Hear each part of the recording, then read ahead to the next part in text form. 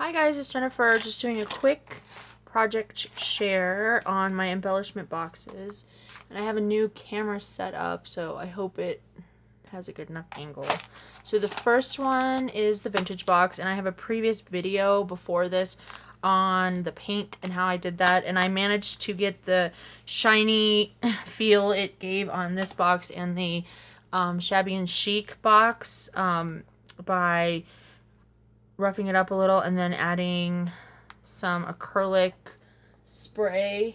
It's acrylic sealer by Krylon. And then with this one, I put a printable paper on the base, and it's grandmother's attic, I believe. I'll link it below. It's from a vintage printing kit. And then I put this is just a little die, or like a die cut piece of a vintage lady, and this is the bird cage die from Sizzix, and I did the patinaed paint effect with the copper and patina as I showed in the previous video. And then there's just some vintage lace and some lollipop rose and cream, and then this is like a fountain pen dauber that I rusted, and then just some other die cuts and lace on the top. And then inside I have some various items. So these are my handmade embellishments. I just love how these turned out. And you can put stickers on the back. You can put foam, like little foam pieces, magnet paper even, and I'll include some of each when I ship it off, so that the person can decide what they want to put on them. And this is actually cut from the same paper that's supposed to be like a grandmother's vintage wallpaper. And then these are just some of the roses that I used.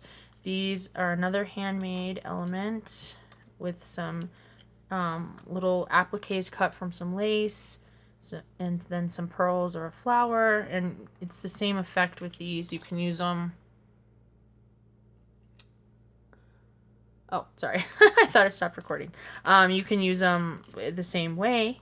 And then I included some, like a flat back pearl mix, and then just some like the like resin piece type mix that were in vintagey colors. To do actual vintage pearls would be like insanely expensive, so I didn't add any of those. And then I put... This is actually a vintage hairpin, a vintage style. It's, but you can use it as a paper clip. And that's what I do in a lot of my journals. You can put it like as a paper clip, and it's awesome to stick out like for a bookmark or what have you. And then these are, I put a lot of wooden buttons I carry in my Etsy shop in there. These are actually fabric, not painted. And then this looks like a little stamp. And I have, they should be up by the time this video goes up. I have little bags of of all the buttons in my shop, and they're all wooden, either hand painted or with fabric. And then I put the vintage style sewing machine, and these are all wooden. And these are actually stained, not painted. And these are the wooden vintage, like a Singer sewing machine. Actually, there's a dark one in there too. And then these are just some other wooden buttons with some vintage images or flowers painted on. And then these are another handmade item, or partially handmade. I hand rusted all of these elements, and this is something else I carry in my shop, which I just thought was so fun. And these square ones are actually vintage paper clips that I just rusted up a little bit more. And then the rest are, and even this is a little hanger. Rusty pieces. I love how these turned out too. And then these are another handmade element, and they're the same type of effect. And the flowers are actually cut from vintage paper. I cut and layered up, and those do the same. You know, you can put them on cards, on, you know, whatever, journal pieces, the tops of tags. They actually look really cute if you like take a tag and put it on the top. Looks so cute. And then just some of the pearls and trim with vintage feel. And then this is a tea-dyed flower. And then just some other ribbon flowers. And this is another flower that matches in like a dusty vintage pink. So that is that box. And I will see if I have it. Let's see how long a video. Good. Okay, I'll see if I can squeeze in another one. This is the Shabby Chic box, and on this one I did the same thing. I mixed 2 colors of paint and got this like purpley type lavender color, and then I used the crackle accents and some gesso. And this is a big, I guess it's an ostrich feather or a turkey feather, like faux, that's in pink. And then these are, and I've got to kind of hold it up. I have got these lace, big lace beaded. It was from I think a vintage wedding dress. I got them from Amore Fabrics. I got tons of it, and I cut it out and laid it on to give it just some more element on the box, because I didn't like just the pieces and then all the rest showed. So I did that underneath. That's a lace piece, and the lace pieces, this one and this one, are from Scrimpies, sorry. And then these are from Amore Fabrics, and then this is made with some vintage linen, and it's a shabby flower, and then I put a lace piece on top, and then just, oops, whoa, just an image that was shabby and some flat back pearls. So in here, in this box, that was so fun. I love the Shabby Chic. I just love the pink and bits of white and grunge mixed together. So these are some more wooden pieces that I carry in my shop, and these were like this Shabby Chic style, which I love. A bunch of pink and other colored buttons. These are some rolled fabric roses, and I carry the fabric also, fabric kits, in my Etsy shop. And so I just like to show some things you can do with those, and I made those. And then for my other handmade, I made these cute little tickets with different pieces of lace appliques and butterflies. And the butterflies are double. They're vellum on top of paper. I'll just set this down. And then I also included a mix of a bunch of gems, and then a pearl mix with different kinds of pearls and acrylic pieces, some trim. I love this trim. And this is a bunch of different roses. They're either like, this one has like a clay type, oops, or resin around. Ooh, okay, gotta get this centered. I'm terrible at this.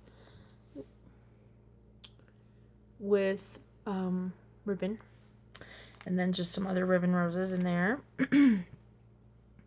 I made, this is a paper clip I made, and it has a little, man, that's not focusing very well, a little rose image with a piece on top, and then I put some fibers, which I carry in my shop, and I actually carry these pieces. They're like little round circle. You can put them in bottle caps and such pieces. I carry those also.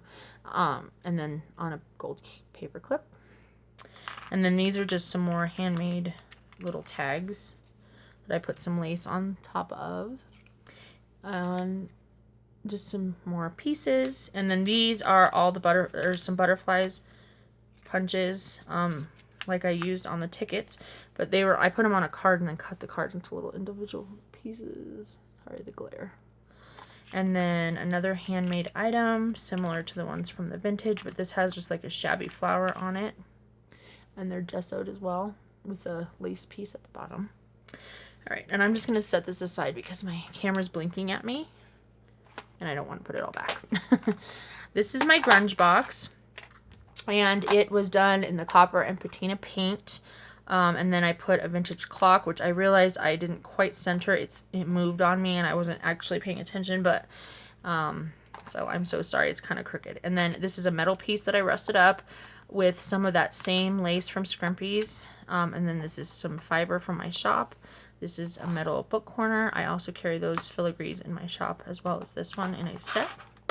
I just absolutely am in love with this one. The outside of this box is my absolute favorite. I am just loving how it turned out. So the grunge was a little bit of a challenge to me, and I actually have 2 spots I have to fill up a little more. I was having a big challenge, but I wanted to get this video done because I do have some more die cuts and beads and stuff I'm going to put in these 2 spots because they're so empty. But let's see. So these are my handmade, and I have paper that actually is like a metal type metallic paper, It's a DCWV stack that I cut these out of, and it's gold, rose gold, and copper. And then I took a metallic